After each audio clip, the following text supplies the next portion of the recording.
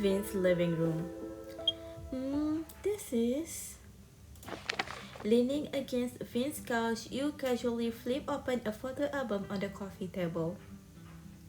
Almost all the photos in the album are landscape shots. They were taken at random angles and seem to be shot spontaneously without much thought. The subjects of some of the photos are very unusual. You wonder why Vin took photos of those things. Dr. Richter, when did you take all these photos? 재미로 좋아하는 걸 볼 때마다 찍어봤어요. Vin hands you a hot cup of tea and sits down next to you. Things you like? What exactly does he like? Confused, you continue to flip through the album. Hey, isn't this the Tammy's office? Pointing at the photo, you glance at Vin. It's a picture of a window with a reflection of the sunset. 이건 건물 아래에서 당신을 기다리면서 찍은 거예요. 당신이 사무실에서 제일 자주 보는 게 이 창문일 것 같아서 기념으로 찍었어요. A memento? 여자친구의 퇴근을 기다리는 기념이라고 하죠. Wow, I had no idea. 그럼요. 이 사진을 찍으면서 당신도 창밖을 보고 있을지도 모른다고 생각하니 그런 우연이 마음에 들어서 남겨두고 싶었어요. Hearing what he said, you begin to realize that all the photos in this album are inextricably linked to you in one way or another. There is the sunset you saw while walking in the park with Vin and the signature dish of a restaurant you once visited. These are all memories that you've shared together in the past. You took these photos because... 네. 당신에 관한 거니 소중히 보관하고 싶었어요. His Vin touches the photos gently. There is a warm smile lingering on his lips. You flip through the photo album as you chat, eventually turning to the last page. Is that all? Oh, 왜요? didn't you notice there aren't any photos of the two of us together? There are only things related to you in this album with no traces of Vin at all. The album seems to be missing something. When you reach the end, you can't help but feel a little disappointed. 같이 찍은 사진이라면 이런 거야? Vin takes out his cell phone and shows you a selfie of the two of you in the theater. In the photo, Vin is holding your shoulder and smiling gently. You, on the other hand, have your head lowered as if you are fiddling with something in front of your chest.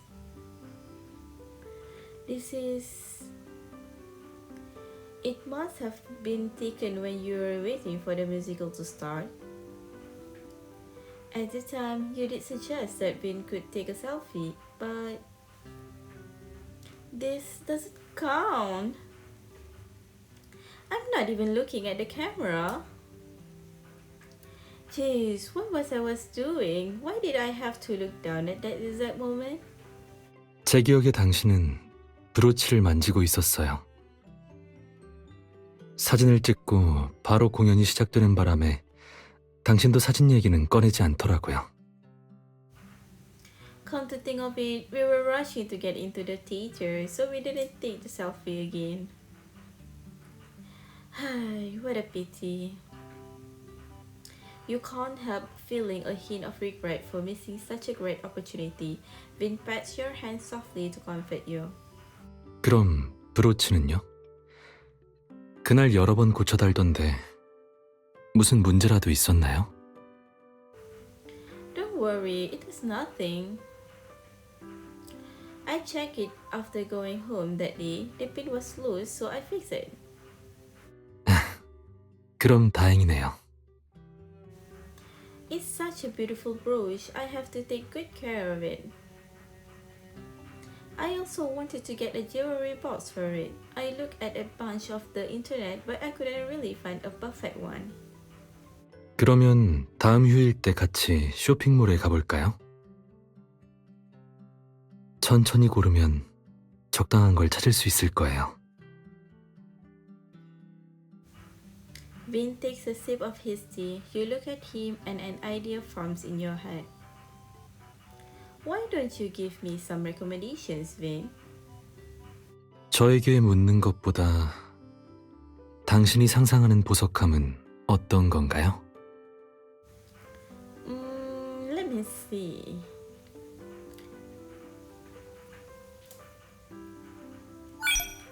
The brooch itself is already very beautiful, so I would rather keep the jewelry box simple. But I don't think the jewelry box should be completely plain. It just needs some small designs that match the brooch. Do you think I'm too picky?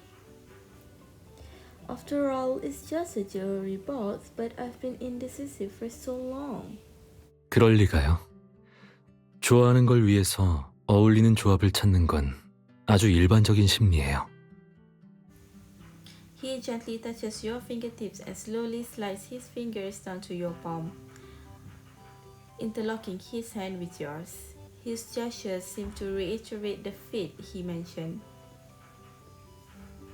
I remember that we were originally going to see the musical Pygmalion that day. But for some reason or another, it was replaced with the Phantom of the Opera instead, and so much happened afterwards. Now that I think about it, it truly was a pity. 저도 굉장히 아쉬워요. He picks up the teapot and pours hot tea for you both. Behind the steam from the tea, he pushes up his glasses as if remembering something and turns to look at you. 버나드 쇼가 피그말리온의 전설을 주제로 쓴 각본이 있는데 나중에 영화 마이 페어 레이디로 제작되었죠.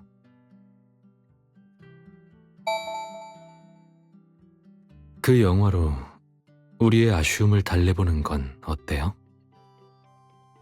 마침 집에 소장판 DVD가 있어요. Sure, let's watch it together. 잠시만요. 프로젝터를 준비할게요. A few minutes later, Vin finishes setting up the equipment and comes to sit with you on the couch. In the pouring rain, the story of the Pygmalion film slowly unfurls.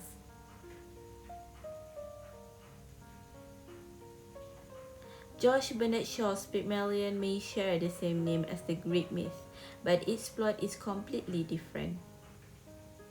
The original story is a beautiful romantic comedy, while My Fair Lady is a tragedy. The flower girl Eliza meets the physician Higgins, who changed her fate for the better, but she was unaware that it was all just a gamble. She was not a gift from God, not Galatea, but clown trained by Higgins. Eliza, who learned the truth, finally left in anger, but she had nowhere to go.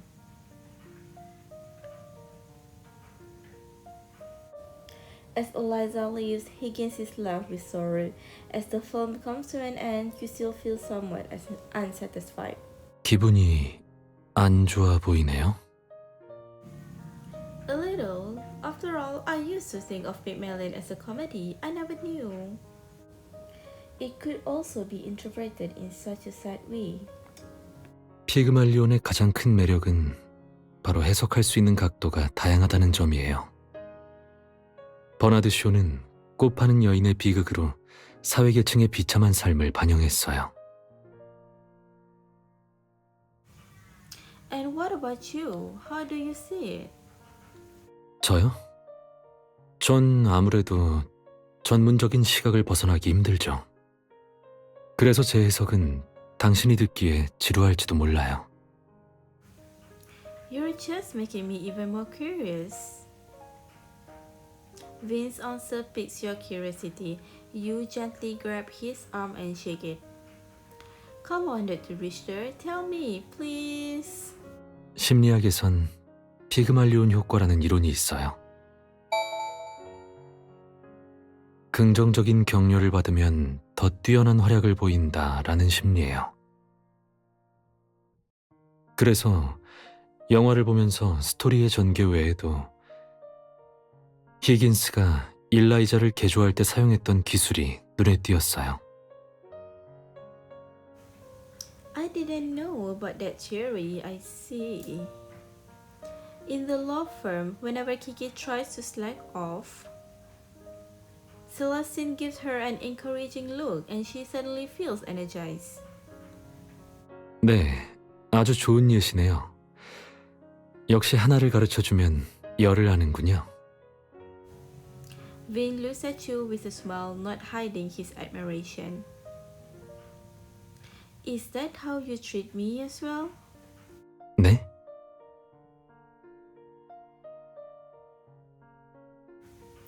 I think you treat me the same way. You're always very straightforward with your praise and appreciation for me.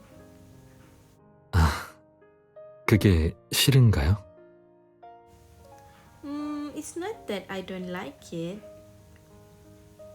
Aren't we talking about Pygmalion? Since when did I become the subject of the conversation? 당신에게 심리학적인 방법을 써야겠다고 생각한 적은 단 한 번도 없어요. 한마디 한마디 모두 제가 그 순간 가장 하고 싶은 말이에요. 게다가 He gets even closer, so close that you can hear his heartbeat, although there is no way to distinguish his from yours. 이미 충분히 훌륭한 사람이라 변해야 된다고 생각한 적은 없어요. 제가 좋아하는 건 바로 당신이에요. All of a sudden, you feel a gentle kiss brush against your eyelid. 제 실례를 용서해 주세요. 당신이 그런 눈빛으로 절 볼 때면 참을 수가 없어서요. The kiss was as light as a dragonfly skimming the water surface, but it made ripples in your heart. Vin gently touches your face as if trying to gauge his influence on you. Just when you think he is about to do something, Vin retracts his fingers and lets out a soft chuckle. 피그말리온에 관심 있나요? Yeah. He changes the subject subtly, allowing you to regain your composure. Yeah, it's really interesting and thought-provoking.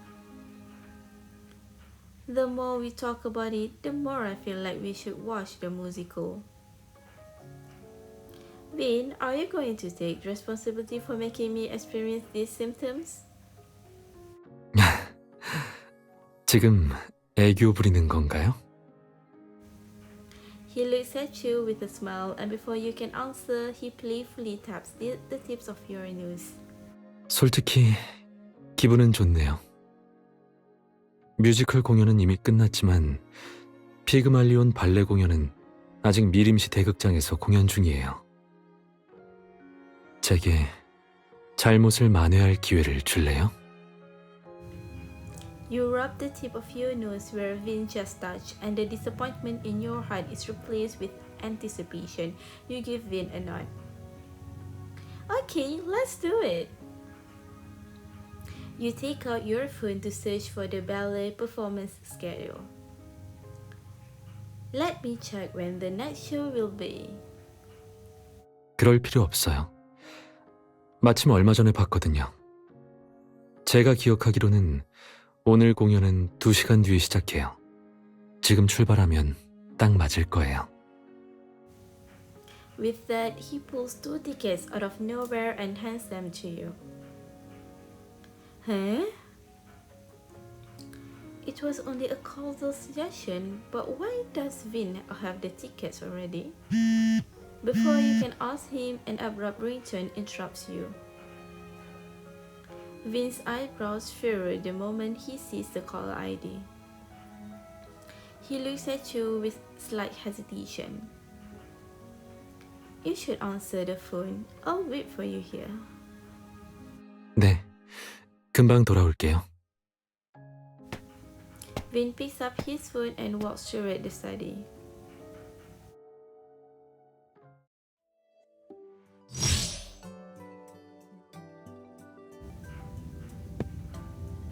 So now that Vin's on the phone, what should I do?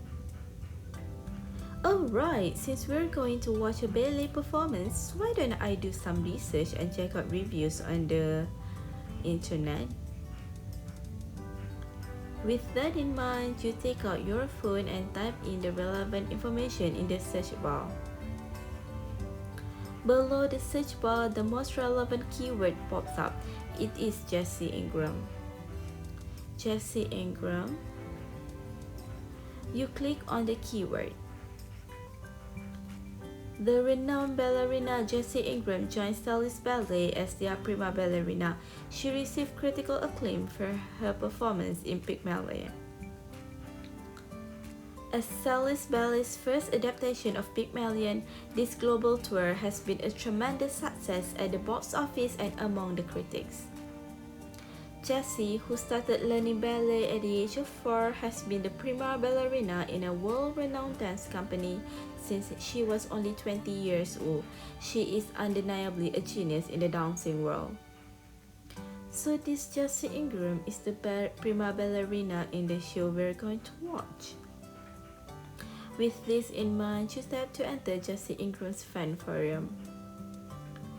Why did they replace her with her alternate for the final show? Did something happen to Jessie? I'm wondering the same thing. I took a few days off and came here from the capital specifically to watch her. Why did they replace her? During their overseas tour, the only time they used her alternate was when Jessie had a fever and was hospitalized. Something probably happened to Jessie again this time. Ed, we'll pay a good price for Pygmalion VIP tickets. Serious offers only, please. Has it been confirmed that the alternate will be performing the lead role this time in Stellis? I bought tickets to watch Jessie. I'm not interested if she's not performing. So many people specifically came to watch this show because of her. She seems very popular. But if that's the case, why did they replace her with someone else? As you read on, all you see are fans speculating about why she was replaced. The discussion got so heated that Jessie's fan forum and Pygmalion even become trending topics in the search engine. Other than discussions about the show itself, many fans are complaining about how hard it is to buy tickets.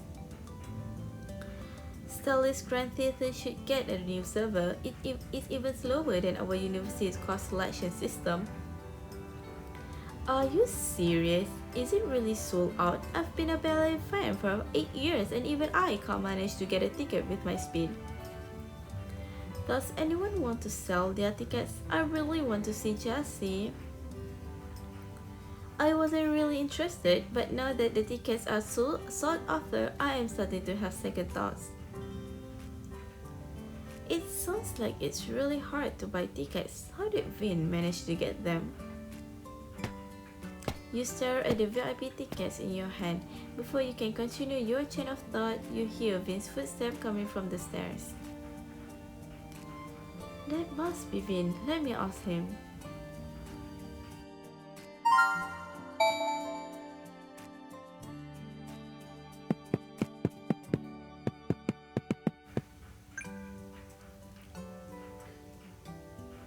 By the time you reach the stairs, Vin is hastily walking down. Unlike his usual calm and collected self, there is a deep frown on his face this time, as if he's faced with a problem. What is it? Sharara, I am afraid we will have to postpone our date at the ballet. I just received a call from the police. Someone is attempting to commit suicide. They want me there for a psychological intervention. You are so shocked by this news that all the questions in your mind have completely disappeared. Let's go then. Time is of the essence.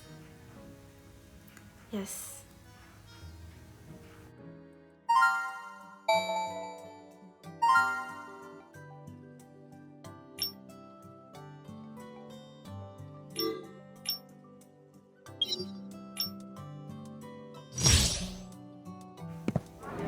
By the time you and Vin arrive, the police have already cordoned off the scene, but there are still many bystanders watching.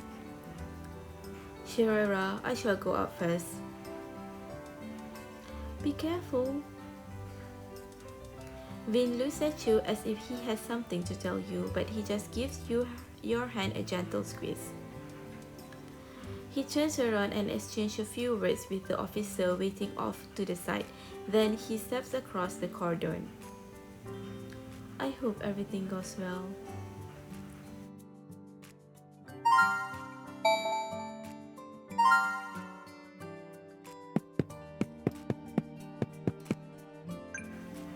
There's an emergency here, and the police are taking care of it. Please don't enter this building and refrain from hanging around the area.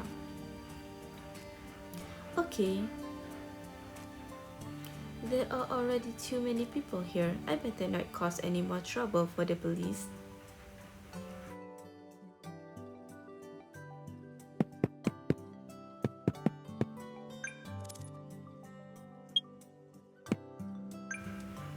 What is that young lady thinking? I know, I saw her. She's really pretty. It's a shame about her leg. She is in a wheelchair. In a wheelchair? But either way, she shouldn't contemplate suicide so easily. I hope the police can help her. I'm sure they can. I heard they brought in an expert psychologist. Jeez, at my age, I can't bear to see things like this. I hope that young lady will come out alright in the end. I'm sure she will. I believe in Vin as well as the police.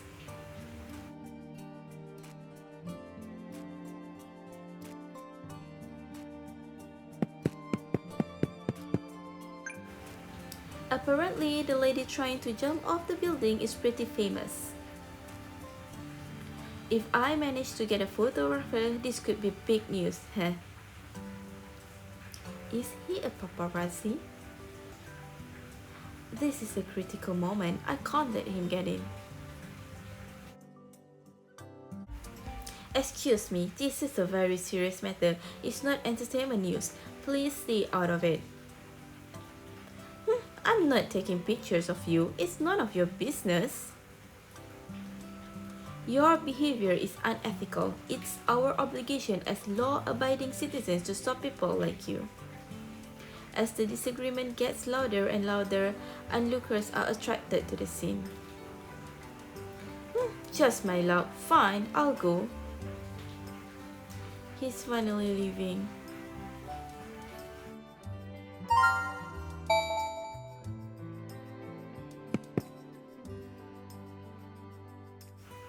As more and more people gather at the scene, the area becomes strangely quiet. There is an inexplicable tension building in the atmosphere, and you can't help feeling disturbed by the tenseness of it all. She'll be fine. They'll save her and she'll come out safe and sound. After a long while, there comes a burst of cheers from the crowd. Did they save her? But where is Vin? You look towards the source of the cheers, but you fail to spot his familiar figure amongst the crowd. Looking for me? Vin? Shh. Vin puts his index finger on his lips, then he leads you to a quiet corner away from the crowd.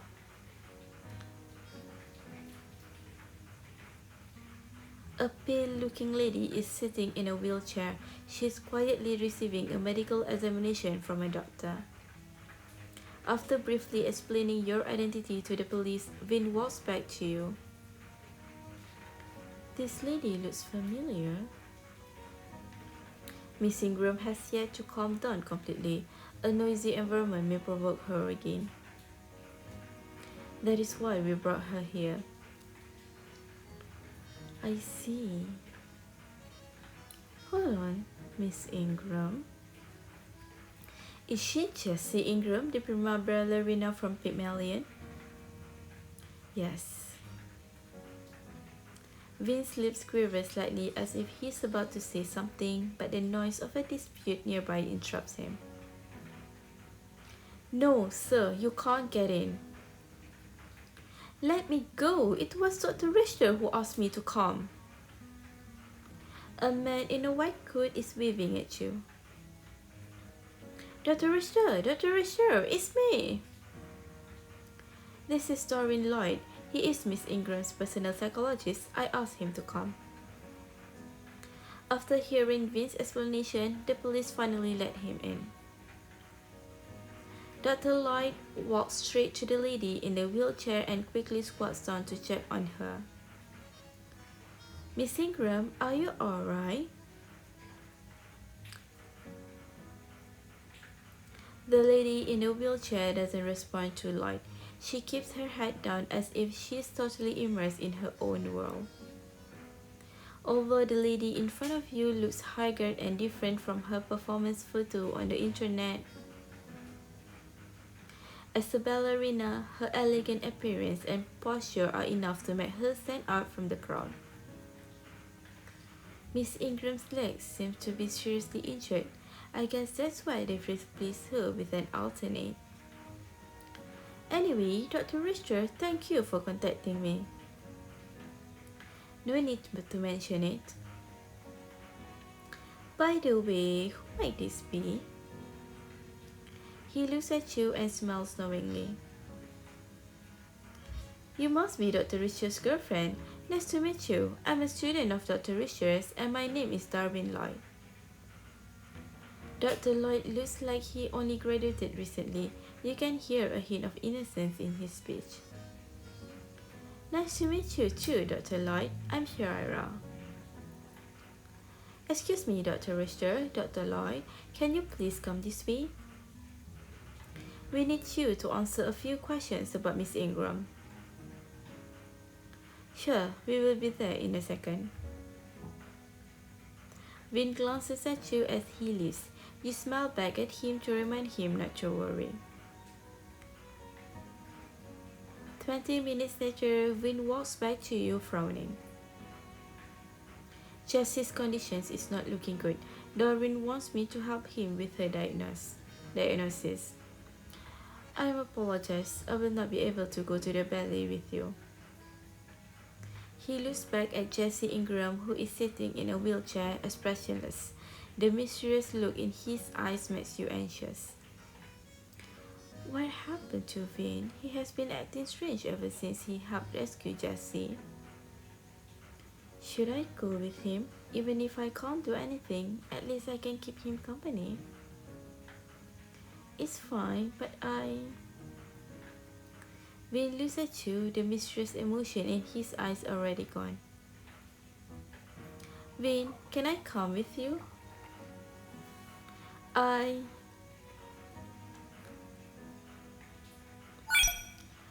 just want to stay by your side. I won't interrupt your work. After listening to what you said, Vin looks down as if trying to hide his thoughts and feelings. A moment later, he lifts his head and holds your hand softly. Sure, let us go. Vin holds your hand gently. He doesn't say anything but reveals a smile on his face.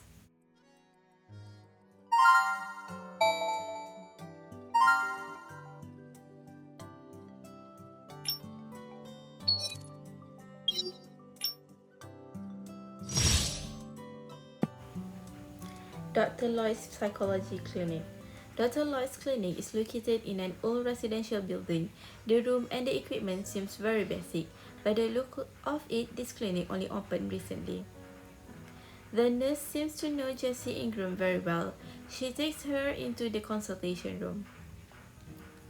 I'll wait for you here. Let me know if you need anything. Yes, of course. Vin nods as he enters the consultation room with Dr. Lloyd.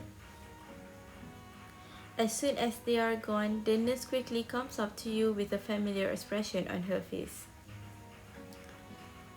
This expression looks so familiar. Oh, I know. Whenever Kiki hears gossip, she has the same expression on her face. Is the nurse going to... Excuse me, are you Dr. Richard's girlfriend? Yeah, hi. Do you know Vin? Yes, Dr. Richard is Dr. Lloyd's teacher. Most of our patients were referred here by Dr. Richard. It is all thanks to him that our clinic has managed to stay in business for so long. She chats with you. You can't help glancing toward the consultation room. I wonder if Jessie was also referred by Vin. If she was... Suddenly, you are startled by a loud sound from the consultation room.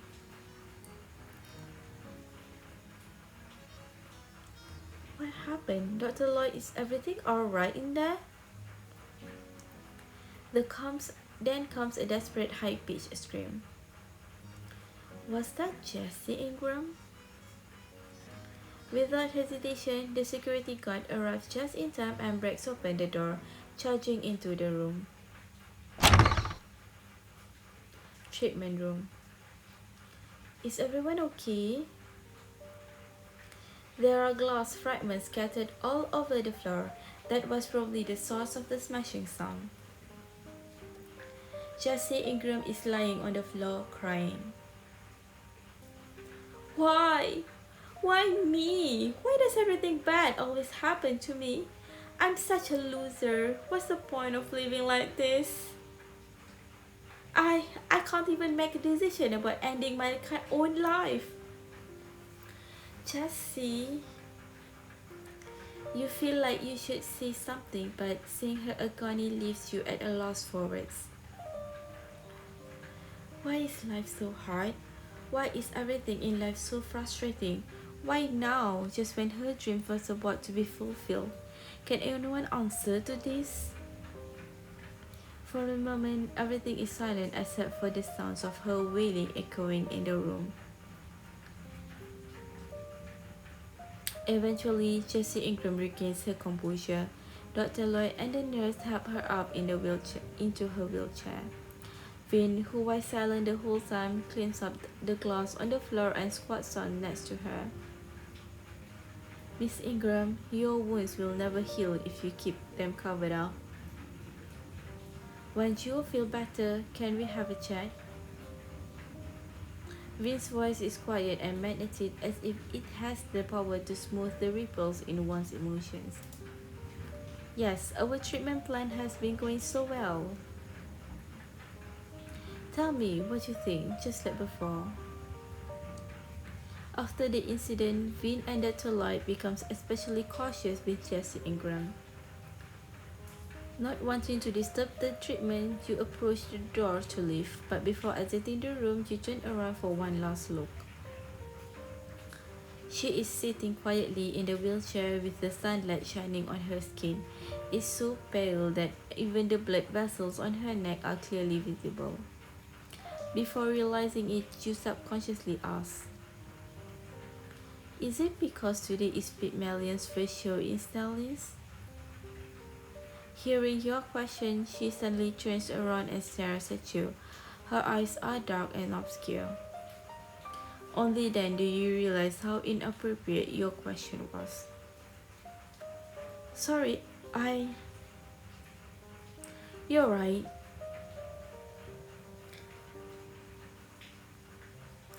But I thought you'd come to accept that. You even gave me tickets to Pygmalion. Dr. Lloyd's words remind you of the two VIP tickets.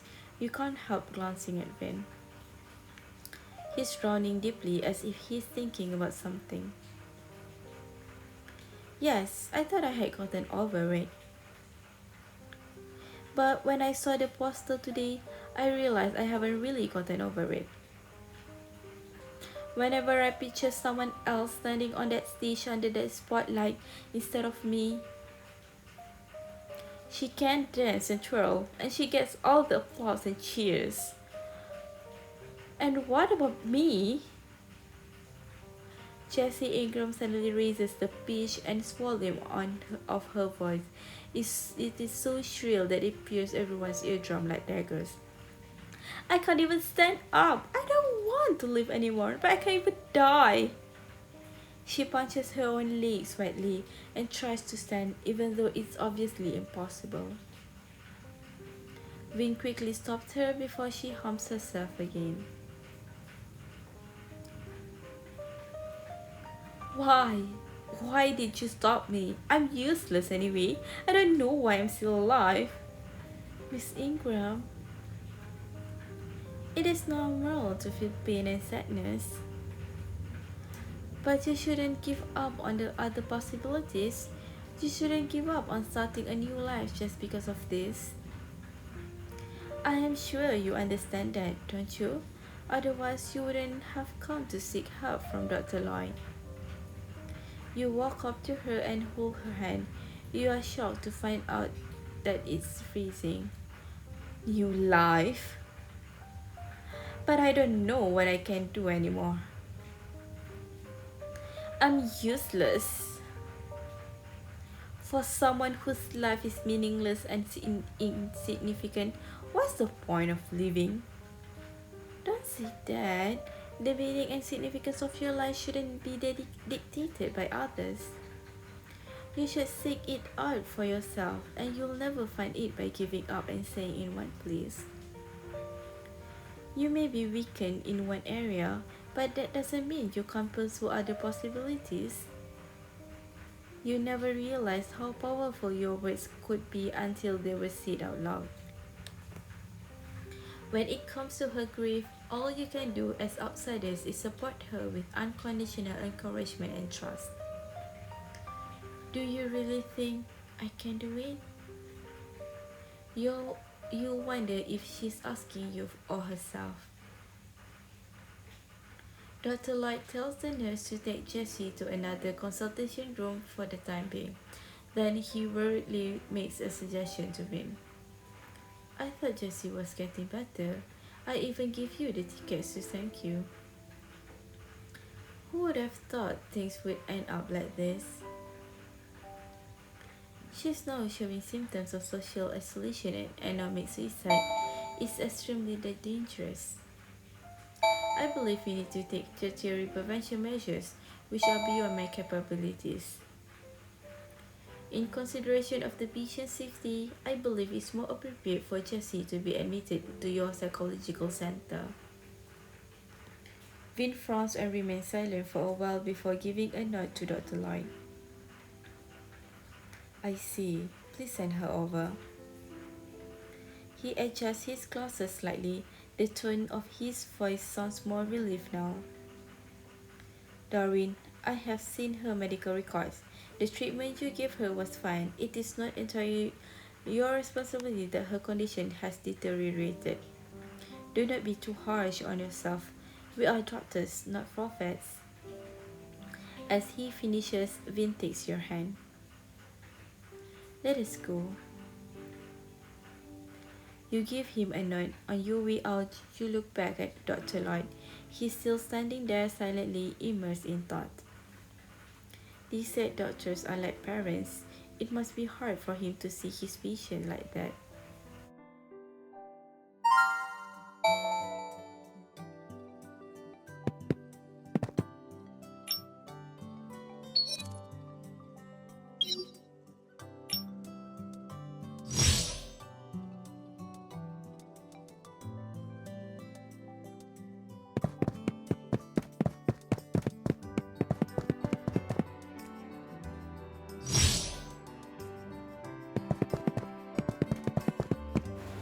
After returning to the research center, you sit on a couch in Vin's office, watching him organize Jessie's medical records.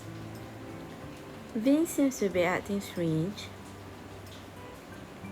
I should just ask him directly rather than making wild guesses. A medical file drops down beside Vin's feet with a dull thud. Vin takes a deep breath, then reaches out with his fingers. Ouch! Then you notice a few small cuts on his hand. Oh no, did you cut yourself on the shards of glass back there? Yes, I accidentally cut myself when I was trying to stop Jesse. Vin's fingers are long and slender, making the cuts appear even harsher. Vin. Fret not, it does not hurt. I don't believe you. Wounds on the fingers are the worst. Let me get a first aid kit from the nurse to treat your wounds, okay? Vince looks at you and his fingers, then he reveals an innocent smile. Okay, I will wait for you here.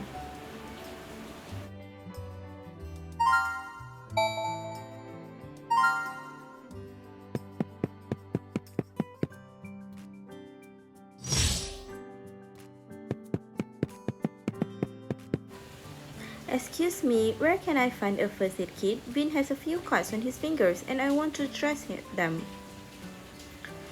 Here you go, I can help you if you want. It's alright, I'll do it myself. Thanks though.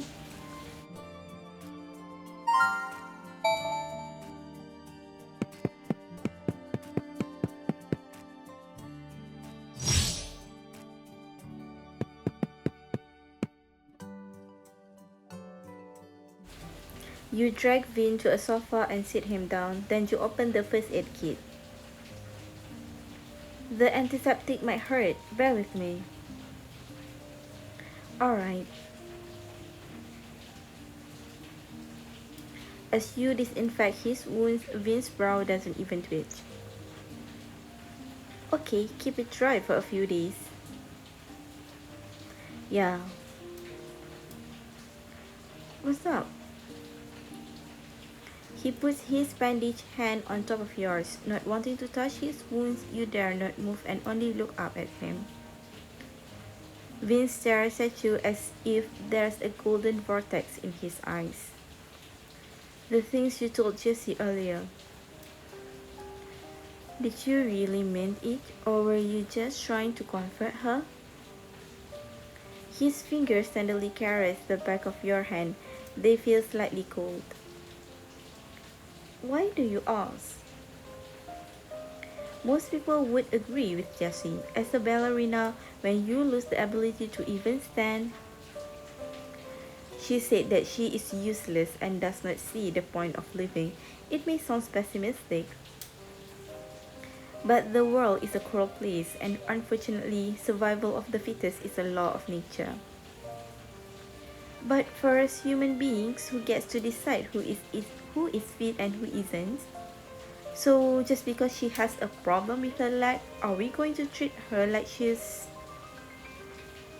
You feel uncomfortable finishing this sentence. Like she is inferior to everyone else? Hearing your response, Vin puts on that same expression again. The expression he had when he saved Jessie. Vin. A knock on the door disrupts your train of thought. Come in, please. Hello, Dr. Richter. Miss Ingram would like to see you. The nurse comes in and looks at you with hesitation. And Miss Ingram specifically asked for Miss Sharara to be present as well. She said she wants Miss Sharara to participate in the rest of her treatment. What? Me? You are shocked by Jessie's request, but Vin just nods as if he's not surprised at all. Noted, but we need to discuss this first. Alright. The nurse nods and makes her exit. Sharara, I already know that you will say yes. But first, I must inform you of the potential risks involved. Risk. Vin looks at his injured hand. Right now, Jessie has a strong tendency to self-harm. Although she will only try to harm herself, she may hurt others by accident as well. I know you do not mind going into uncertain and dangerous situations. But I cannot help worrying about you. I am worried that you may get hurt because of me. Countless scenes from the past flash before your eyes. You think about all the times when you were put in danger. Vin would always stand in front of you and be there for you. He never backs down, but right now he's distressed and scared. I won't. Jessie probably asked for me because she feels touched by what I said. Isn't that a good sign? The things you're worried about might not happen at all. You put your other hand on top of Vin's in an attempt to show your determination with the warmth from your body. And I am also glad that I can be of help. No matter what, I know you'll always be by my side. That will never change. And I will always stand by your side, even when it's dangerous. As long as we are in this together, I have nothing to be afraid of. Sure. Okay, let us do it together.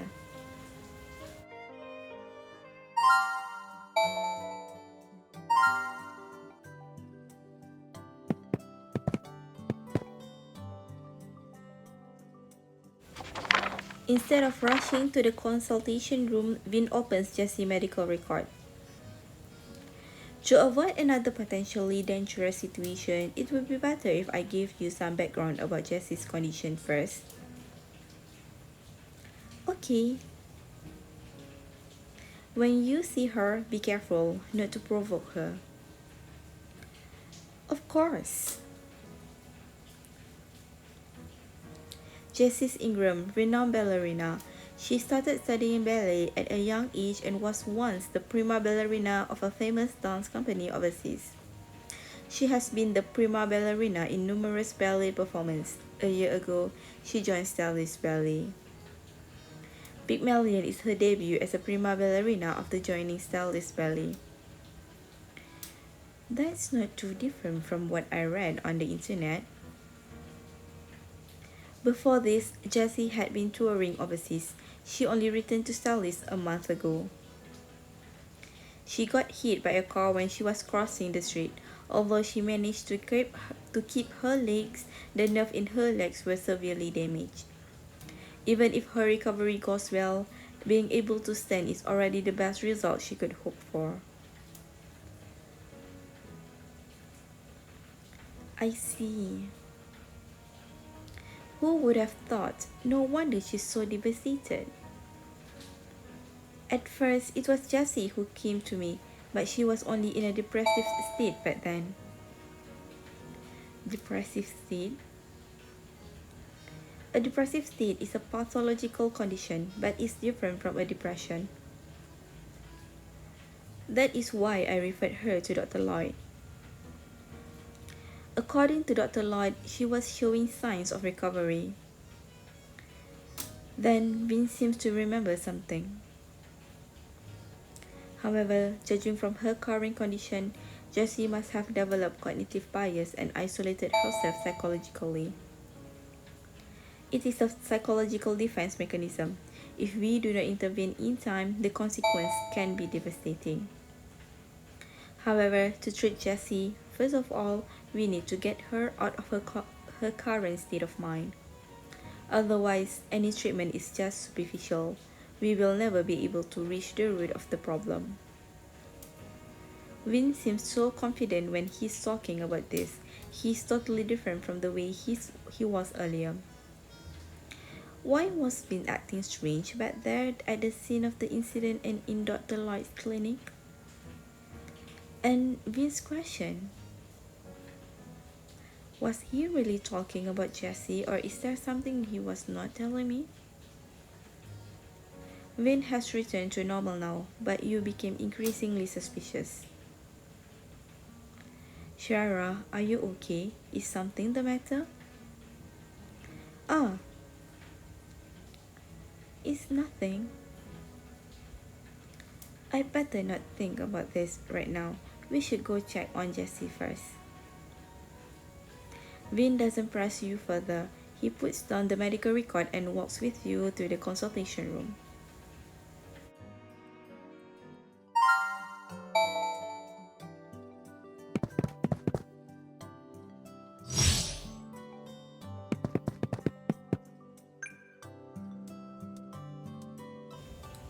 As you enter the room, you notice that the nurse you saw earlier has a nervous look on her face.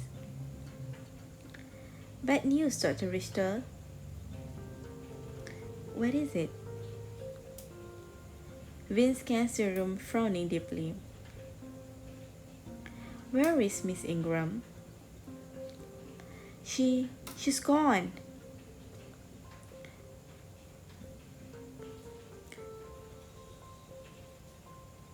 What happened? She asked me to go get you. By the time I came back, she was already gone. I looked everywhere, but I couldn't find her. What do we do? The nurse's voice trails off, then she lowers her head in shame. Sensing the tense atmosphere in the room, you quickly see something. Miss Ingram's leg is still injured and she's in a wheelchair. She couldn't have gone far. Let's go look for her. The most important thing right now is to ensure her safety. Vince nods as he clenches his fist. Clearly, he is not in a good mood. Keep looking for clues in the center. Call me if you find anything. Oh, okay.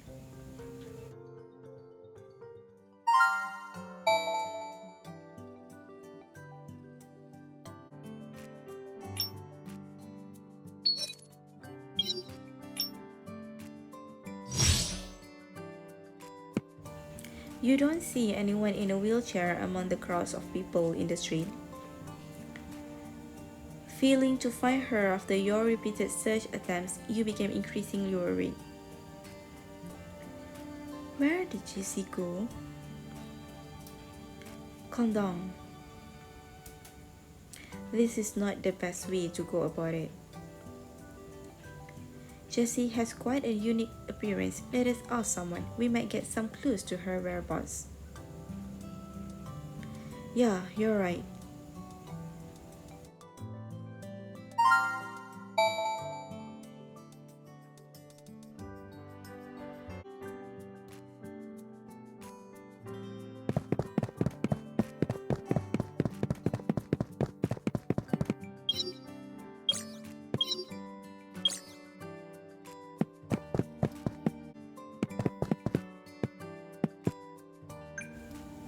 Please feel free to take a look at our shop. We've got everything.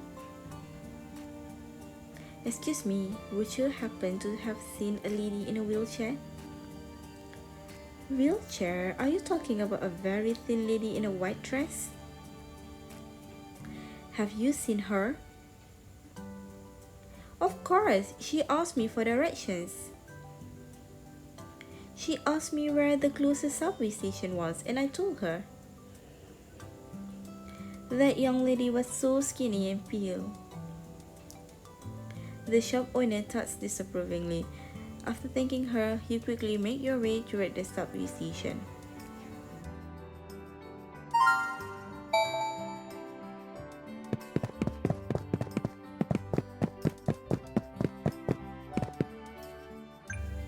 Mister, have you seen a lady in a wheelchair? Sorry? A lady in a wheelchair. Sitting on a chair? No. Wheelchair. Oh, I did. Young lady, why don't you speak more clearly? Have you seen her? Where did she go? She asked me for some small change. She wasn't speaking clearly either. small change. She said she was going to the Central Pasta and she didn't have enough change, so she wanted to exchange with me. Central Pasta? Where in the world is that? Central Pasta, Central Pasta. Vin repeats the name a few times and suddenly stops. Shara, maybe she meant the Central Plaza? Central Pasta, Central Plaza. The old gentleman smacks his own forehead. Oh, that's right, the Central Plaza. Young man, you have much better pronunciation. I think it was the Central Plaza.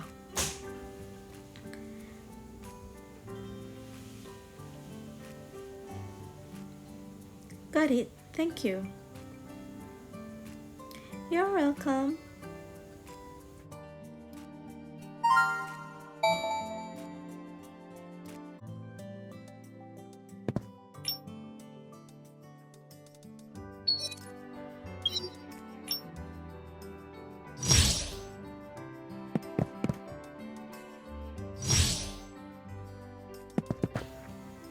You and Vin run towards the Central Plaza following the information you gathered.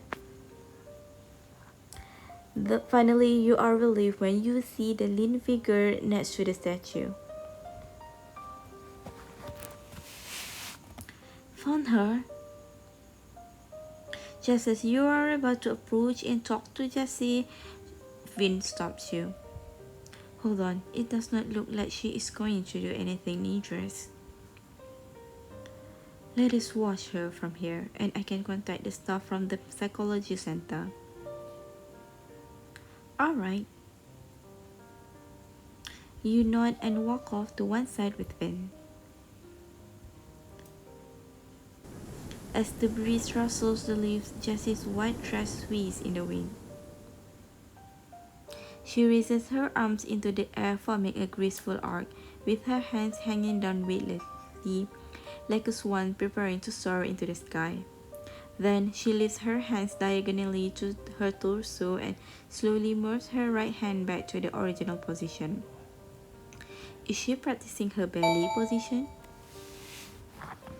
Vin nods. His eyes are filled with an emotion that you can't comprehend. Dr. Richter? And as Jessie practices belly hand movements, she finally spots you and Vin when she turns her head. Hello, Miss Ingram. I'm Hirara. Hello.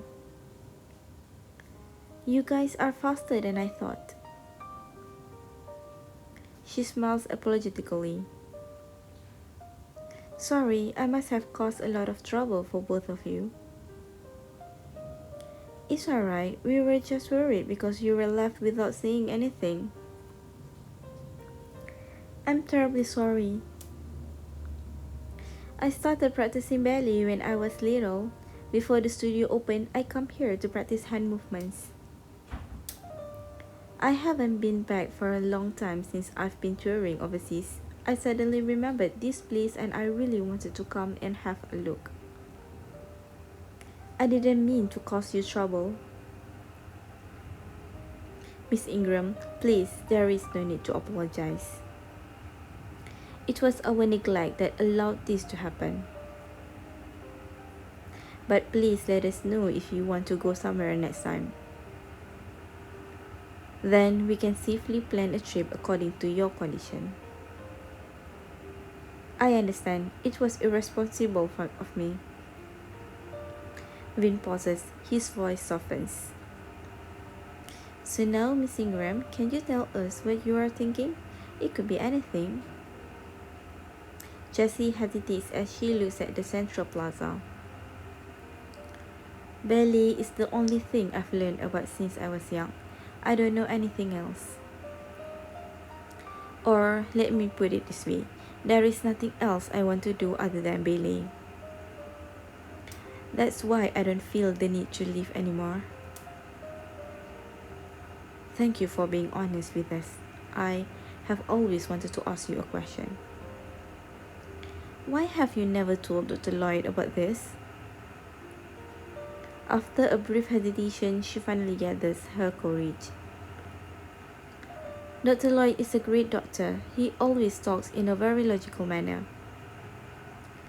But I don't need that. It won't help my legs get any better, will it? But, Miss Herrera,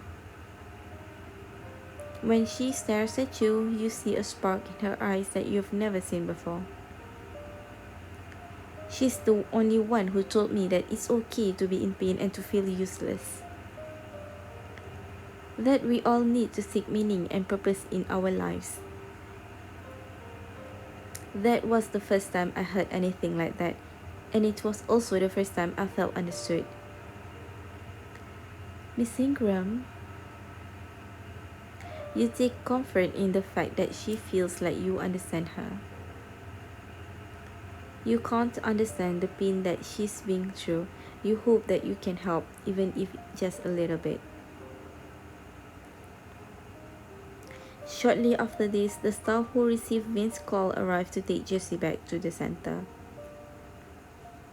Jessie may still look pale, but you think you see a spark in her eyes.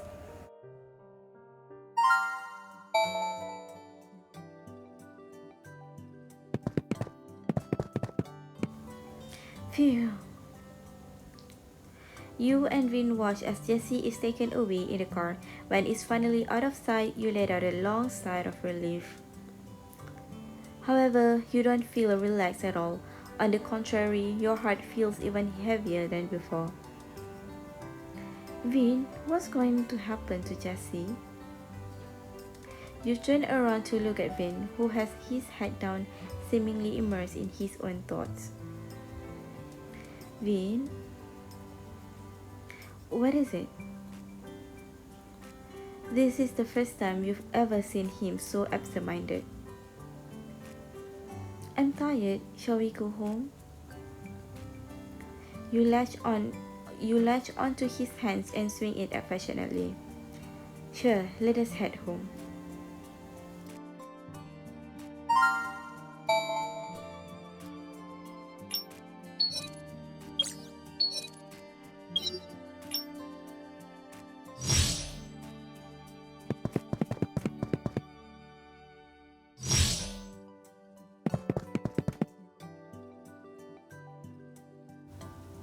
By the time you return to Vince's residence, it's already dark.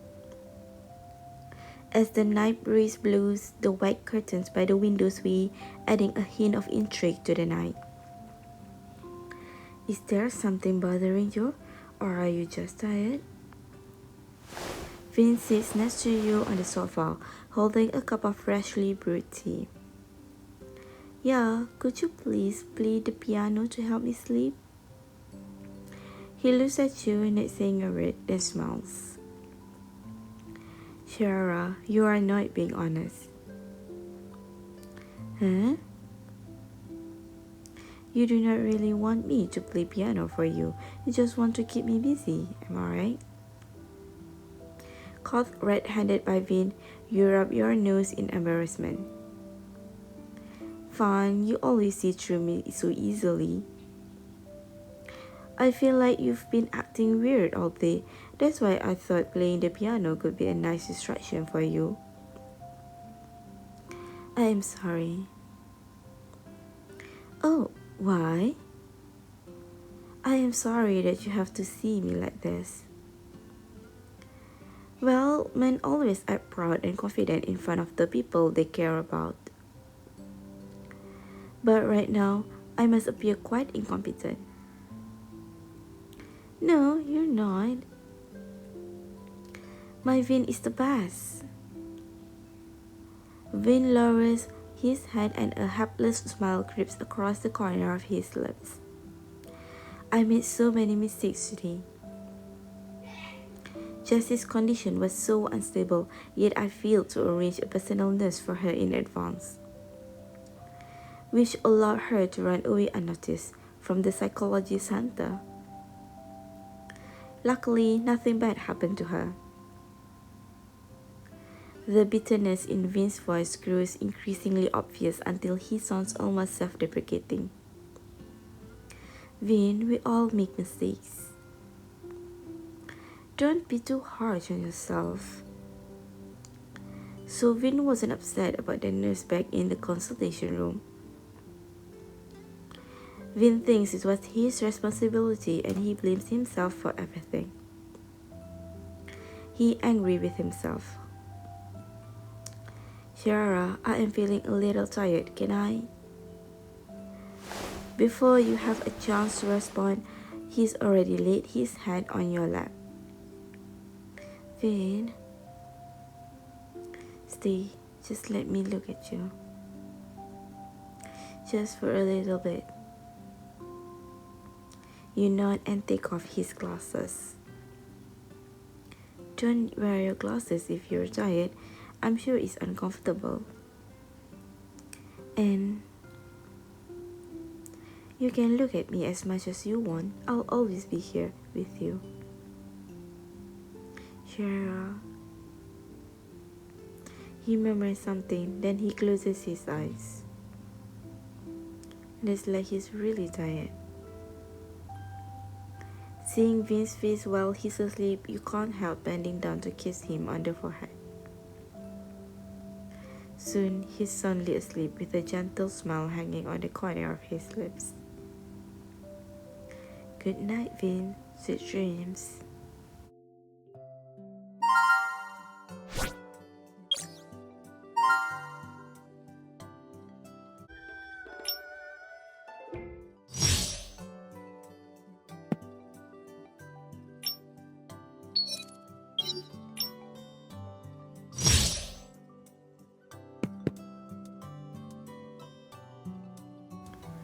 I finally finished work. Time to go. As you think to yourself, your phone suddenly rings. It's Vince. I wonder if it is about Jessie. Since the chat he had with Jessie in the Central Plaza, Vin has been trying to think of a treatment plan for her. Meanwhile, he has promised to contact you as soon as he comes up with something. Are you still at work? Yep, I just finished. What's up? Great, I am actually downstairs. Oh, really?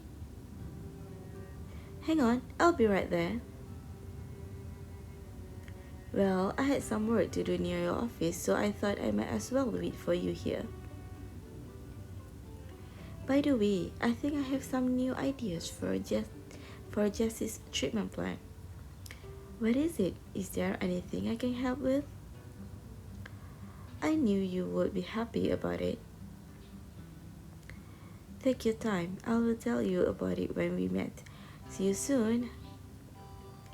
Sure, see you. You hang up the phone, pick up your things, and dash out of the office.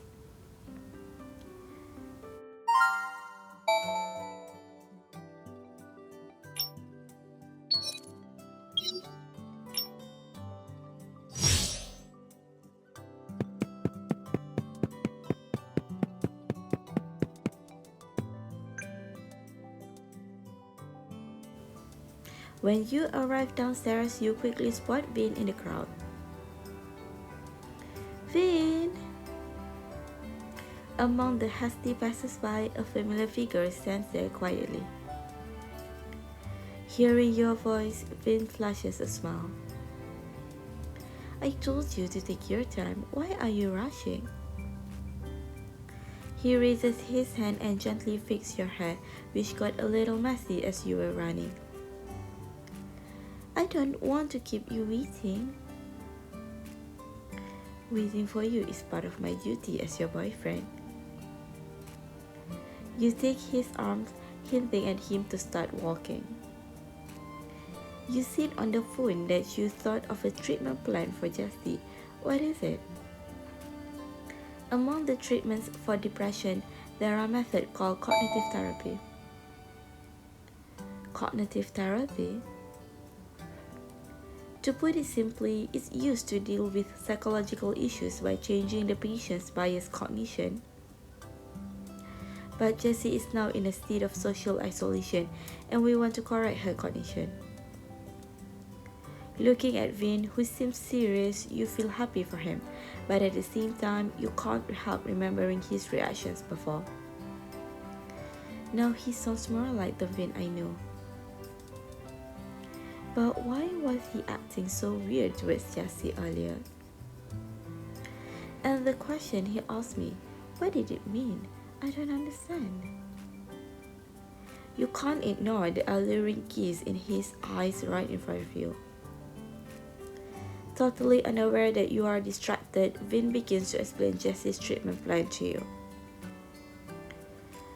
We have to make sure she feels at ease, which will help us carry out the follow-up treatments more smoothly.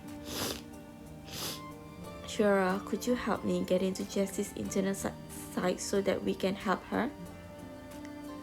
Of course, how do we do that? Social isolation is often caused by the accumulation of anxiety and depressive emotions. So once the sentiments exceed a certain threshold, people try to escape from reality to minimize the negative effects of these emotions on themselves. To get out of this state of mind, one option is to confront the underlying source of pain. The underlying source of pain for Jessie is the fact that she can't do ballet anymore. Correct, so my idea is to take Jessie to places that are related to ballet. The more relevant the location is to ballet, the more powerful the stimulus it triggers. I am hoping that this kind of stimulation can be helpful for her. Could it be too much for her if we go too far? Remember what you told Jessie earlier. You said it's okay to feel pain, but you shouldn't give up because of it. It reminds me how Jessie is now hiding in defensive shell like a turtle. Only strong stimulation can lure her to face reality again. And that's why I want you to help me. I hope that as an observer, we will be able to monitor and adjust the intensity of the stimulation. After all, Jessie had a lot of trust in you. But you still vividly remember how devastated Jessie was. You hesitate for a second, unsure if you should agree to this. Are you worried about Jessie's psychological state? Yeah, after all, I'm not experienced in this field. If something goes wrong... Vin grabs your hand gently. The warmth from his palm eases your anxiety. Don't worry, I've made a comprehensive assessment of Jessie's psychological state. No matter what, I won't let the things you're worried about happen again. His voice is as comforting as the spring breeze. With just a few words, he has managed to completely ease all your doubts. You're right, I have faith in you. So where are we going next? First, let's go to where Jessie used to practice ballet when she was young. Okay, let's go.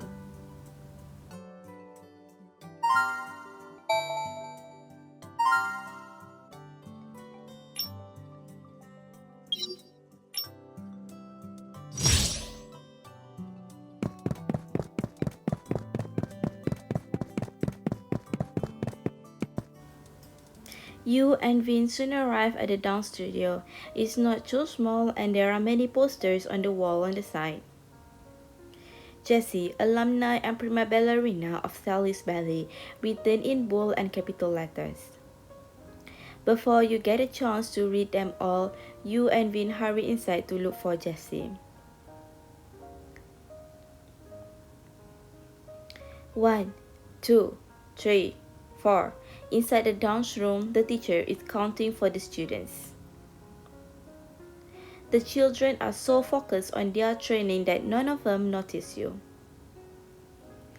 Jessie watches them, lost in a trance. Her eyes are full of nostalgia and emotion. Dr. Richter, Miss Ferrara, there you are. Miss Ingram, I hope you are feeling better. Jessie nods with a smile on her face. I haven't been back for a long time. I've missed this place so much. Look at the bear. I used to stretch my legs on it every day. She smiles and looks around. She sounds like she's about to cry. It's been a really long time. I haven't been back here for ages. You look at Vin, worried that Jessie Ingram might lose her composure again. Vin pats the back of your hand gently to ease your nervousness. It is alright, do not worry. Oh, Jessie, is that you? An elegant middle-aged lady walks towards you and hesitantly calls out Jessie's name. Miss Gill, it's me.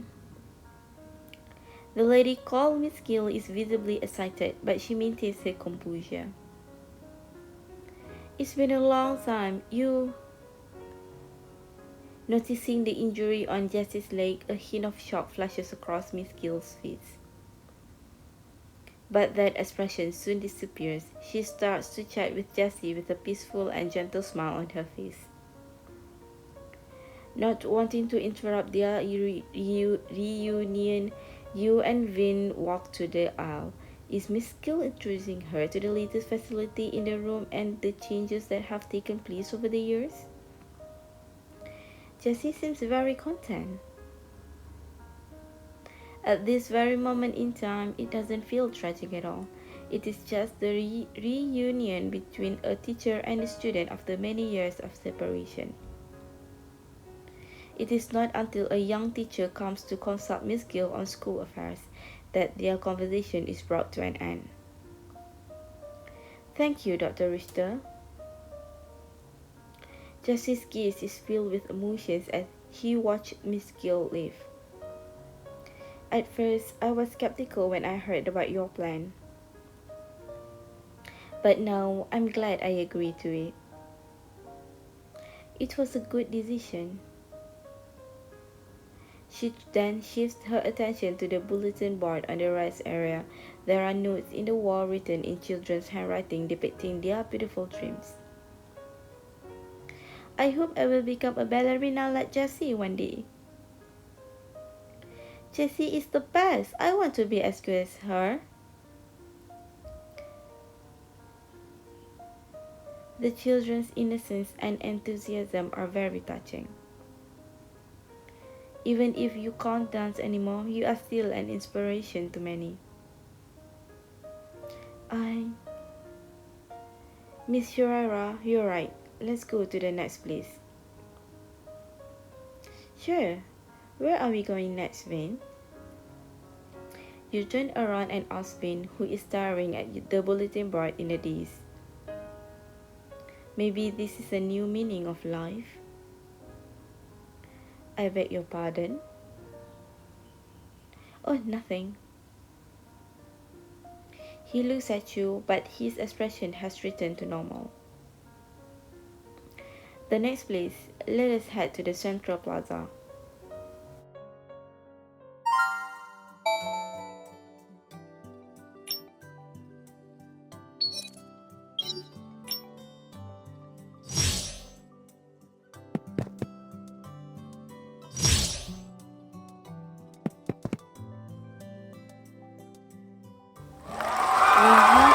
Arrive at the Central Plaza, your arrival is met with deafening applause. Many people have gathered in the place where Jessie used to practice ballet. They all look thrilled. There are your fans. I got in touch with your dance company and asked them to inform your fans. However, I was not expecting so many people to show up. Vin fixed his glasses in embarrassment. He's also slightly shocked by the turnout. Jessie, the company told us about what happened to you. We'll keep it confidential. Don't worry, we respect your decision. A young man who seems to be the representative of the fans stands out, holding a bouquet of blue hyacinths. This is for you from all of us. Blue hyacinths symbolize vitality, which is also the feeling that your dancing brought every one of us. So even if you can't dance anymore, the feeling you give us will never change.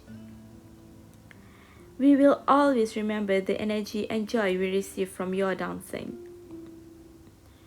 Jessie received the flowers, slightly surprised. Thank you all. We should be the ones thanking you. It's your diligence and perseverance that encourage me to keep working hard whenever I want to give up. My boyfriend and I met at one of your performances. Now we're getting married. After seeing your performance, I began to learn ballet. Jessie, you'll always be my goddess. You're just as amazing whether you dance or not. Her fans stand up one after another, sharing their experience related to Jessie. They have either been encouraged, made important choices, or found new hobbies. Hearing their stories, Jessie smiles, but her eyes are clearly teary. Jessie, don't cry. Jessie, don't cry. The fans shout out to comfort Jessie. It is like a relay of warmth. They surround Jessie with the energy they once received from her. How touching. Dr. Richter, Mishwara, you... What is it? I want to chat with my fans a little more. Can you come with me? Jessie has calmed down, but there is still a little hoarseness in her voice. Of course.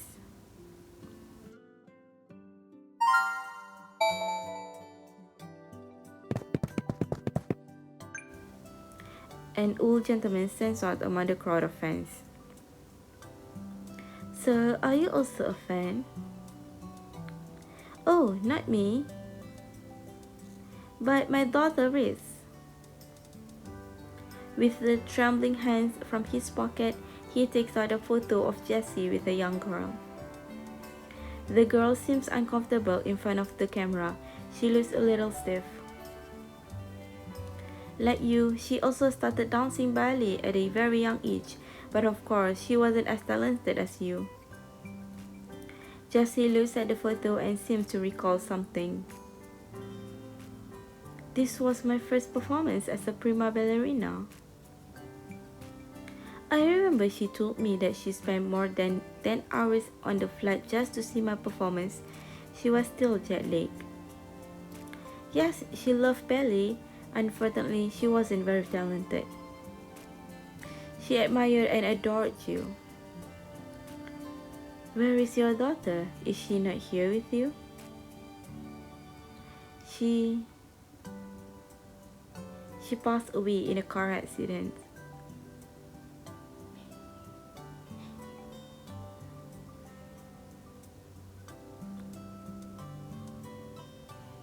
I am sorry to hear that. Don't be. I heard that you also had a car accident. It reminded me of my daughter, so I had to come here. Tears are welling up in his eyes, but he still managed to smile. She had been learning ballet since she was little. Although she didn't have the perfect build, she never gave up on it. One time, I asked her how long she was going to keep dancing, and she told me she would dance until she didn't want to anymore. I asked her, what if she's already as old as I am when she doesn't want to dance anymore? My daughter was stubborn. She said, what does it matter? As long as we're still alive, we have the opportunity to start again. His eyes become watery, but he tries to hold back the tears. That's what she told me. So, just start over again. You are an amazing woman. I am sure you will excel at whatever you choose to do. Thank you, and thank you to your daughter as well.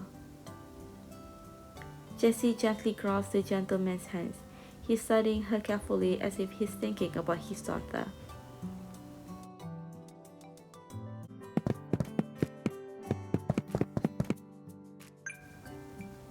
Jessie, can we please have your autograph? As you walk through the crowd, a couple steps forward. They hesitate for a while. Eventually, the boy works up his courage and takes out the ticket stub. Okay. Me too, please. The girl next to him eagerly takes out another ticket stub. Jessie, I love watching you dance.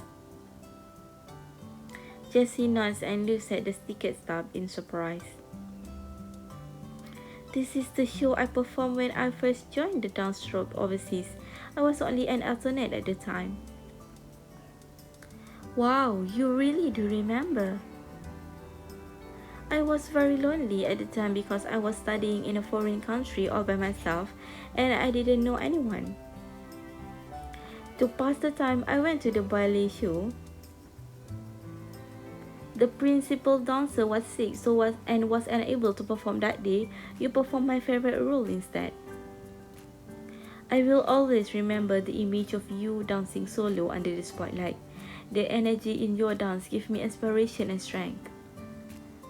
From that day on, I became your fan. To see you perform again, I watch every single show by your dance troupe.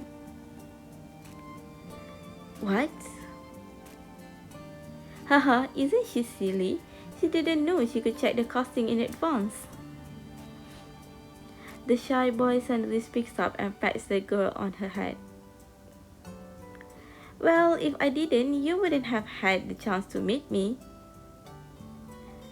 The girl pinched the boy's arms angrily. That's when you notice the rings on their fingers. Thank you, Jessie, for enriching my life in a foreign country. And because of you, I got to meet the person I want to spend my life with. Congratulations to you both. Jessie returns the 2 ticket stubs to them. She seems to be affected by their emotions. Thank you for sharing your happiness with me.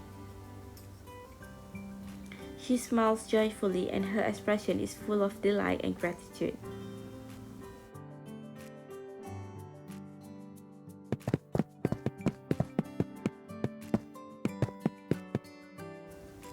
Jessie, I love you so much and... Don't worry, take your time. What do we have here? You must be a big fan. The little girl nods forcefully as if afraid that she wouldn't believe her. I love ballet, especially when you are dancing. I've watched every one of your videos so many times. Besides, I am also learning ballet now. The little girl scratches her head shyly, then raises her arms to demonstrate some dance move.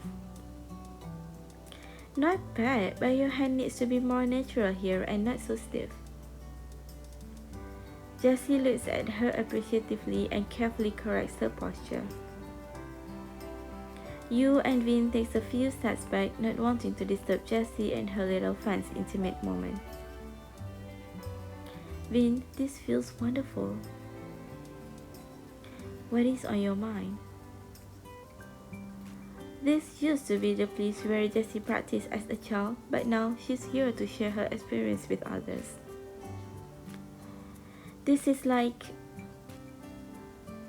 You think for a moment, but you can't find the right words to describe your feelings, so Vin interrupts. Passing on the torch? This could be one way to look at it. One doesn't always get to determine their own value. He gazes at Jessie, who is talking nearby, but he also seems to be looking further away. There is a meaningful look in his eyes. Was I wrong? Vin looks gloomy as though he is in deep thought. Jessie's condition has clearly improved. Why does Vin seem worried?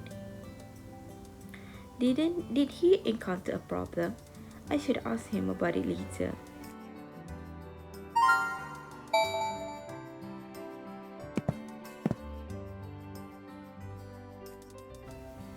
Goodbye, Jessie. You can do it, Jessie. With the sound of their farewells, Jessie's friend gradually leaves. The central plaza regains its usual tranquility once again.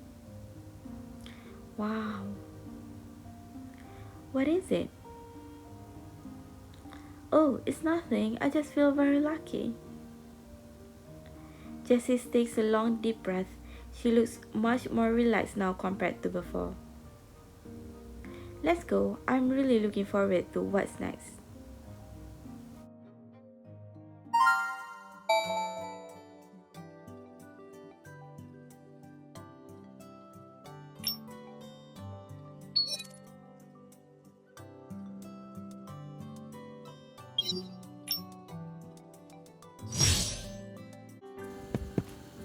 Jessie stopped at the entrance of the stylish Grand Theatre. She looks up at the massive poster at the entrance of the theater. It's the billboard of the Pygmalion Ballet Show. Stylish Grand Theatre. Vin, isn't this too risky? What if Jessie... Fret not, it will be alright. Vin must have contacted the Grand Theatre in advance. The worker at the ticket booth just nods at you from a distance. Walking into the theater, you realize that the ballet is almost over and the audience is about to leave. Just then, the audience area that was lit up suddenly goes dark and a beam of light lands on Jessie, making her the focus of the audience. For a moment, murmurs start to grow louder in the quiet theater, like the ripples made when a stone had been thrown into a calm lake. Is that Jessie? It looks like her. Why is she sitting in a wheelchair? No wonder they changed the cast. Gosh, what happened to Jessie? I thought it was just a rumor that she had her leg injured, so it's true? What is she doing here? I read that she had mental after effects after the accident and has been seeing a doctor. She hasn't gone crazy, has she? The audience comments are loud, but Jessie's erect posture remains unchanged, as though she couldn't hear them. At some point, Vin begins squeezing your hand tightly. His slightly damp palm is an indication of his current mood. Then comes the sound of the violin from the orchestra, and the audience goes quiet. A performer in a ballet costume walks out slowly and starts to dance to the melodious music. It is a piece from the ballet performance of Nutcracker. Wasn't that the first show Jessie danced in as a prima ballerina? What's going on? Shh. The discussion between the two members of the audience arouses the dissatisfaction of another audience member who is trying to watch the performance. He shushes them loudly. Embarrassed, the two of them stop chatting and watch the performance on the stage. The music changes to another familiar tune, and the next dancer is already on the stage. Jessie, who is not far away, gently drums her fingers to the beat along with the music. This must be another show that Jessie once performed in. Ballet dancers with different costumes appear one after another, dancing to different tunes. On the stage where Jessie had once danced, the scenes that Jessie performed are now being repeated.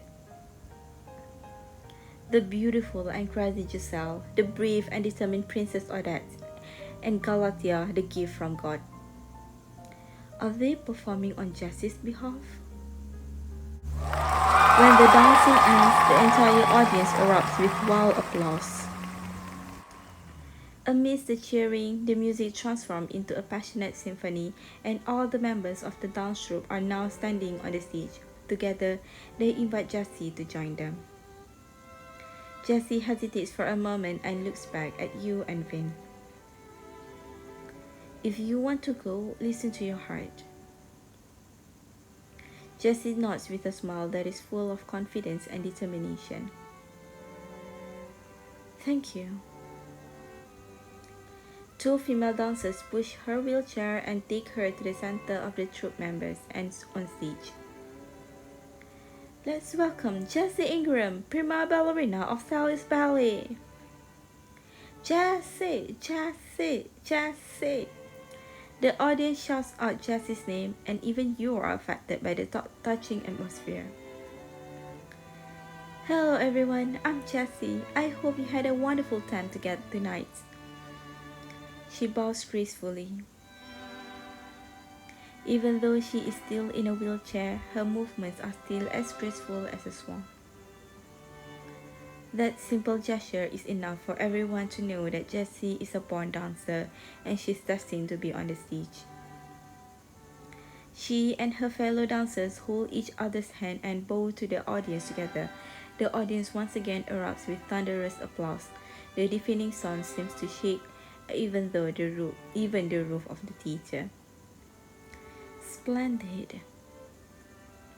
Yeah. Although Vin appears calmer than you on the outside, in his eyes you can sense the turbulence in his emotions. You take his hand and whispers in his ear. Vin, good job. He smiles blissfully with his golden eyes. Thank you for being with me. The two of you look up towards the stage at Jessie as she enjoys her final magnificent curtain call. After a long while, the audience finally calms down and the show comes to an end. However, your eyes are still full of tears from the emotional display you just witnessed. You find it difficult to regain your composure. Please wait. As you and Vin are about to leave, a girl in plain clothes and stitched makeup stops you. Miss Herrera, Miss Ingram wants to see you. Who? Me? Shouldn't it be Vin? You look at Vin, who is beside you. He also looks a little surprised. Okay, I'll be right back. Alright. You follow the girl, then look back subconsciously. Vin seems to be saying something, but he is too far away for you to hear him clearly. It's too crowded here. Why don't you wait for me at the entrance of the theater? He seems to have something more to say, but eventually he just stands there and waves at you.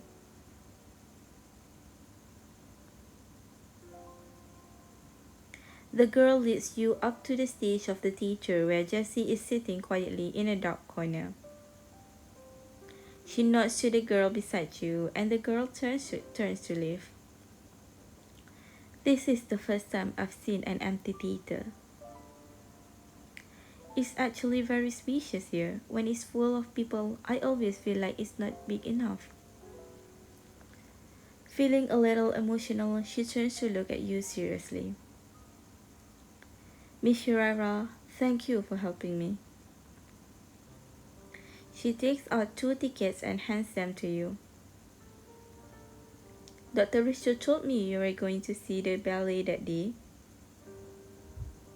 This is the ticket for the ballet Pygmalion. When you and Dr. Richter have some free time, you can make up for it.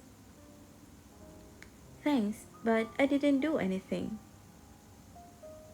It was mostly Vin who organized. Of course, I will thank Dr. Richter too. But I still wanted to talk to you alone, so I took the liberty to invite you to come here by yourself. What? I'm curious. Has Dr. Richter ever had a traumatic experience in the past? Why do you ask? Because, in my opinion, Dr. Richter seems to be overly attached to my case. During psychotherapy, the things he said really resonates with me. Moreover, he seems to empathize with the disgust and fear I felt in my own experience. So sometimes I can't help but wonder if Dr. Richter has had the same experience as me. Well, of course, it is just my intuition, so I could be completely wrong. Miss Hirara, don't worry about it. I'm probably just overthinking it.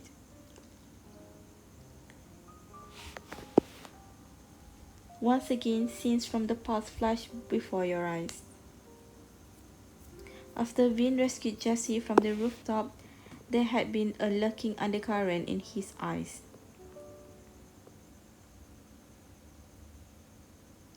Jesse's condition is not looking good. Darwin wants me to help him with his diagnosis. I apologize.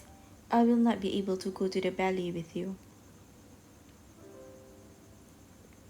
Later in the office, the question he asks,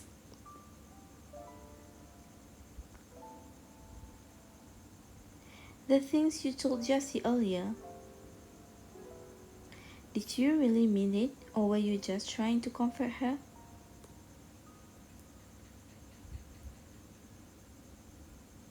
Looking back at the events these past few days, you feel uneasy thinking about all the minute details that just didn't seem to add up. Did Vin really experience something traumatic? Is this the answer I've been looking for?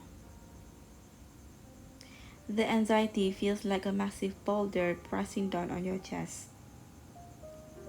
You're vaguely aware of the implication of what you just heard, but the sensation is fleeting and confusing. This is not the time to make wild guesses.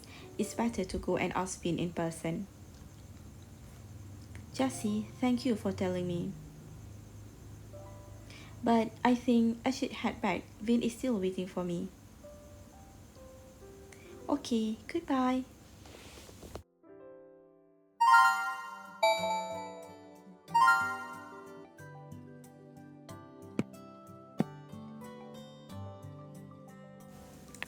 After parting ways with Jessie, you hurry out the theater.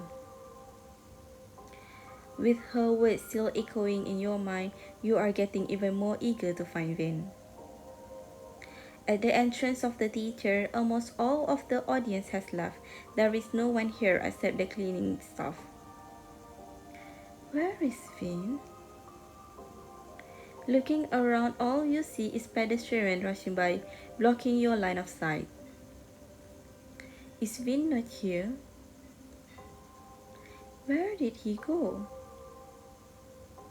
Vin. You suddenly feel lost and confused. I should give him a call first. But after taking out your phone in a hurry and tapping the screen several times, you realize it's not responding. No battery. What timing? Just when I need it the most. That portable charger is somewhere. Oh no, I didn't bring it with me today. As the number of mishaps builds up, so does the level of anxiety in your chest. Your hands begin to shake and you accidentally drop your phone to the ground. The sound of your phone hitting the ground actually calms you down. Now is not the time to panic. Panicking doesn't solve anything. I need to think this through carefully.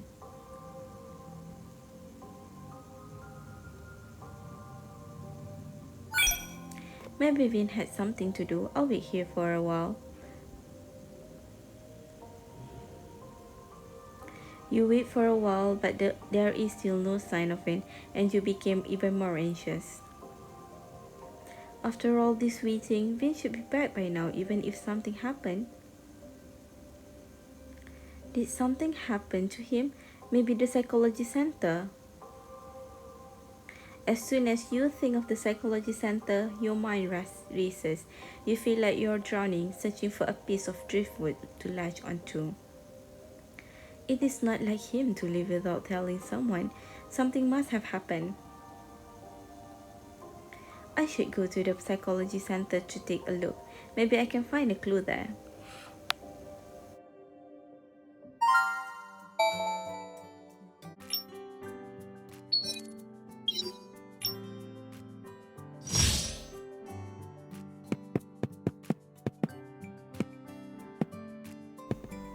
You rush to the psychology center. Your anxiety quickens your pace and you're out of breath when you arrive. Miss Shiraira, you're sweating buckets. Is Vin here? Dr. Richter came back to get something, but he left in a hurry right after that. So he really did come back. Did he say where he was going? He said he needed to take care of some family business, then he left. Miss Shiraira, didn't you go home with him? I thought Dr. Richter was in a hurry to see. The nurse seems to have more to say, but you don't have in you to stay and listen. Thank you. I better go. Oh, okay. I hope everything's alright.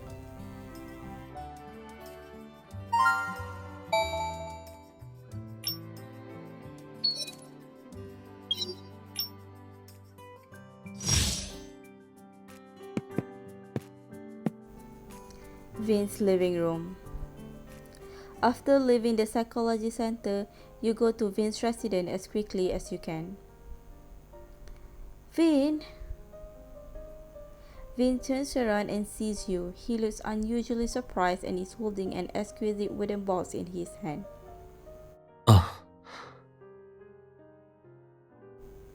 I've been looking everywhere for you since I lost you after I exited the backstage area. Suddenly, you begin to realize that your back is a little numb. You don't know if it's due to anxiety or fear. 놀랐어요? 미안해요. Vin sits you down on the couch and pours you a cup of hot tea. Sensing his presence, you finally begin to feel more at ease. 먼저 집에 가 있을 테니 집으로 와달라고 메시지를 보냈어요. Text message. You reach out for your phone instinctively. You swipe the screen, but it is completely blank. A few seconds later, you realize that your phone ran out of battery when you were at the theater. My battery died, so I didn't see it. 제 잘못이에요. 걱정만 시켰네요. No, I overreact. When you finally calm down a bit, you see the worried look on Vin's face and a question begins to emerge in your mind. Why did you come back here on your own? Did something urgent come up? 그게 A rare look of embarrassment appears on his face. 당신에게 이걸 준비해 주려고 했어요. He hands you the wooden box in his hand. It is a beautiful box made of rosewood. It shines with a faint luster under the warm light. There is a beautiful rose intricately carved on the lid. This is... 브로치를 담을 만한 보석함을 못 찾았다고 했잖아요. 그래서 하나 만들었어요. 근데 만드는데 생각보다 오래 걸리더라고요. Vin... It was only a trivial matter you mentioned when chatting with Vin the other day, yet he actually remembered it. 원래 완성되면 서프라이즈로 주려고 했는데 보아하니 가끔 계획은 변동될 수도 있다는 걸 인정해야겠네요. Although there were a few surprises along the way, I am still very touched. This jewelry box is beautiful. I love it. Thank you, Vin. When you take the box from Vin and try to get a closer look at it, he gently grabs you by your wrist. Hmm? He guides your hand to put the box aside. Then he sits next to you and studies you carefully.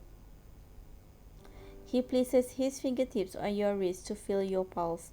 It feels like a feather gently landing on your heart. It tickles, but the sensation isn't unpleasant. You stare into his eyes. There are emotions in his golden pupils that you can't comprehend. 심장 박동이 여전히 조금 빠르네요. 왜 이렇게 당황했는지 알려줄래요? His voice is gentle, like a spell that you can't resist. 송지원 씨가 뭔가를 말했나요? He's not pressing hard, but you can feel a sense of unease in his touch. It feels as though Vin is nervous and worried about something. Not really. Miss Ingram just gave me 2 tickets to Pygmalion and invited us to watch it. 그게 다예요? 그럼 당신은 He studies you with his golden eyes, trying to look for something. Vin is usually so calm and collected. He's acting weird today. You are once again reminded of the empathy and anxiety that Jesse spoke of. What is he so worried about? Is it Jesse's condition or... Seeing Vin remain silent, Jesse's words echo in your mind once again. Should you tell him the truth?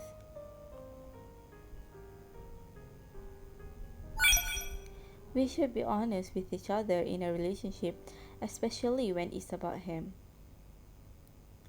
No matter what, I should tell Vin. Actually, Jessie said she's worried about you. She thinks you've been acting strange. 이상하다고요? He frowns and looks away for a moment. That moment was so brief that you're unsure whether it was just an illusion. 그럼 당신은요? 당신은 어떻게 생각해요? Lately, everything with Jessie has been like a heavy rock weighing on your heart. You know that the burden must be even heavier for Vin. Without saying anything, you lean towards Vin and raise your forehead against his. Wisps of hair hang from Vin's forehead, blocking his eyes and making it impossible for you to guess his thoughts. I think you can also rely on me sometimes. You've always been by my side, comforting me when I'm upset. But in fact, 사실 뭐요? Vin raises his hand to gently touch your cheek. His fingertips are cold to the touch, making you shiver. But in fact, you get tired sometimes too, don't you? So this time, let me be the listener. Upon hearing what you said, Vin reveals a gentle smile full of relief and appreciation. The vibration it caused transmits through your contact with each other. 당신에게 어떻게 말해야 좋을지 모르겠는 이야기가 있어도요. 당신이 생각하는 저와 완전히 다를 수도 있는데 괜찮겠어요? Vin's eyelashes quiver like butterfly wings. His thin lips move slightly as if he's about to say something. But eventually, after a brief moment of hesitation, he chooses to maintain his silence and wait for your answer instead. You are who you are. I like the Vin that I see. Maybe there's something you don't want to tell me now. Maybe you are too accustomed to hiding yourself. It doesn't matter because I will always be by your side. I'll always be with you.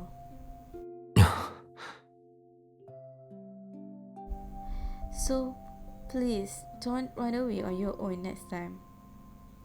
You murmured softly, still anxious for the events earlier.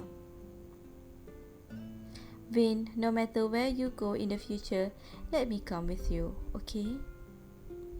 Vin lets out a gentle sigh and brushes your cheek with his fingertips, which seems to be an apologetic gesture. 미안해요. 요즘 계속 송지원 씨 일로 바빠서 보석함을 만드는데 늦었어요. 완성해서 오늘 서프라이즈로 주려고 했는데 놀라게 할 줄은 몰랐네요. 제 잘못이에요. 앞으로 이런 사고는 일어나지 않을 거라고 약속할게요. You close your eyes and feel his touch. Every time he touches you, your heart trembles. 다만 아직 완성을 못해서 완벽하지 않아요. His voice sounds a little apologetic and it carries some emotions you can't understand. That's not true. I think it is perfect. I'm never unsatisfied with anything you give me. For some reason, looking at Vin as he's confused leads to a strong sense of intuition appearing in your heart. You want Vin to understand the way you feel and trust in your words. I love it because you made it for me personally. It's such a special and perfect gift. You look into Vin's eyes, hoping that he'll feel the sincerity in your eyes. 마음에 들어서 다행이네요. He seems a bit restless, but his doubts and anxiety have not vanished. Instead, he opens his arms to you. He wraps his arms around you and gently rests his palm behind your head. It gives you a great sense of security. 더 완벽하게 만들고 싶었던 건 당신 마음에 쏙 들었으면 좋겠다고 생각해서였어요.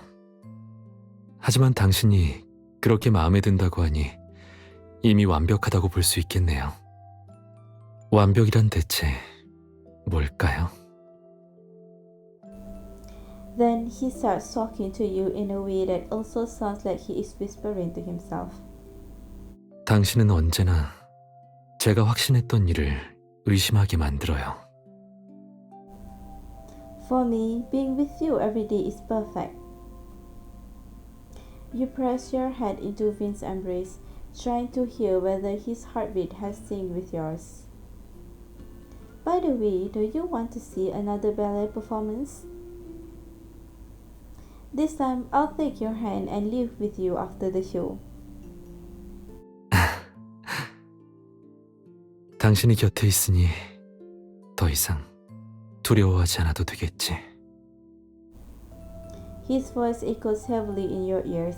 Surrounded by Vin's presence, you miss some of his words. What do you mean? 좋다고요. 다시 보러 가자고 했어요. 공연이 끝나면 당신의 손을 꼭 잡을게요.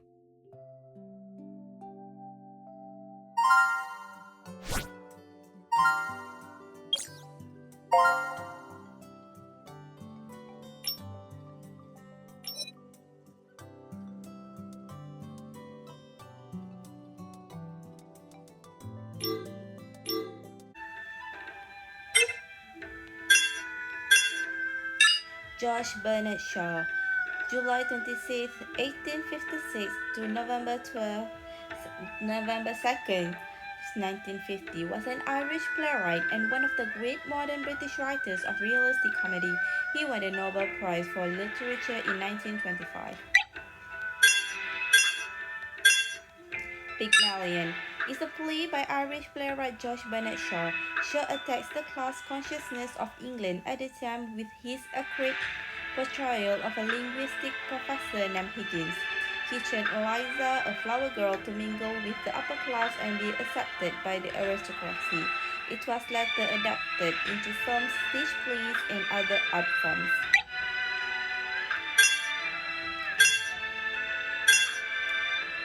Hand position is the basic skill of ballet. In ballet, there are 7 basic hand positions and 5 basic foot positions.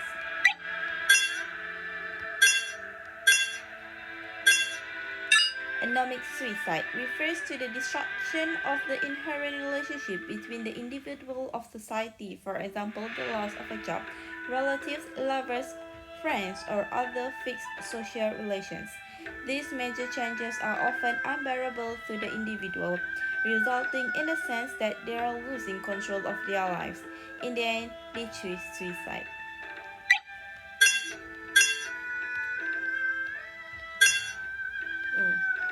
Plenty. Cognitive therapy is a type of psychotherapy used to correct poor cognition and behavior in patients. Based on the theoretical hypothesis that a person's cognitive processes affect his emotions and behavior, this approach is implemented through cognitive and behavioral technologies. Psychological defense mechanism refers to the adaptive tendency for individuals, consciously or unconsciously, to try to escape or seek some form of relief psychologically when faced with negative situations they are unwilling to face. This mechanism has both positive and negative effects. The positive effects lie in the reduction of the individual's mental pressure and reconstruction of psychological balance. The negative effects lie in the possibility that individuals may indulge in false escape and eventually lose their subjective initiative and the courage and ability to face real life. Cognitive bias refer to the distorted cognition caused by the subjective or objective environment when people perceive themselves, others, or the external environment. Depressive state, different from depression and depressive emotion, is a mood disorder. It is a state of mind characterized by a lack of purpose in life, decadence, and despair. It is a medical condition but a long way from depression. Social isolation is a mental illness brought on by environmental discomfort. It refers to a person who has isolated themselves from the outside world and rarely engage in social activities. It has the characteristic of universality, lack of communication, and avoidance. Pygmalion effect. The Pygmalion effect is also known as the Rosenthal effect. American psychologists Rosenthal and Jacobson administered intelligence tests and found that teachers who encourage their students perform better. In other words, the higher the expectation of others, the higher the performance of others. So what Miss said about me being adorable world lies? Yeah, I think this is my name. Medicine. Tertiary prevention, also known as clinical prevention, is in the field of mental health, targets known patients with a disease to take clinical measures and treatment.